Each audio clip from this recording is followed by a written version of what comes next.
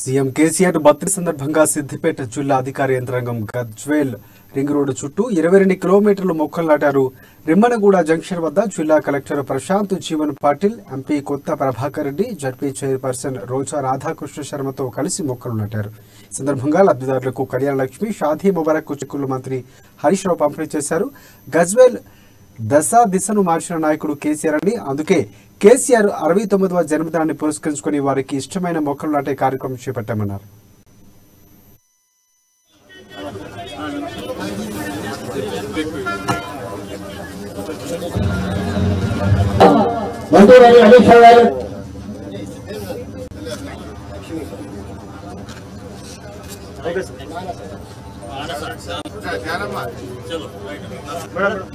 ఏ నియోజకవర్గంలో కూడా గజ్వేల్ మోడల్ లేచిందని గౌరవ ముఖ్యమంత్రి కేసీఆర్ గారు గజ్వేల్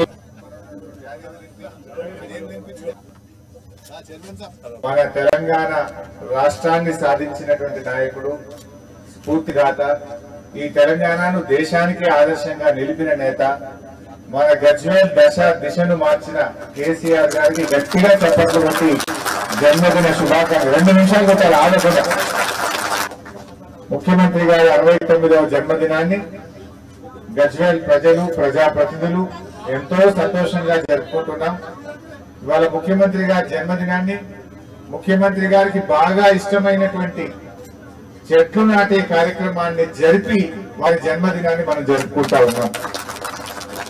మన గజ్వేల్ రింగ్ రోడ్డు నిజంగా ఎంత అద్భుతంగా ఉందంటే, గజ్వేల్ రింగ్ రోడ్ చూస్తా ఉంటే ఇది కలనా నిజమా అన్నంత గొప్పగా గజ్వేల్ రింగ్ రోడ్డు నిర్మాణం పూర్తయింది.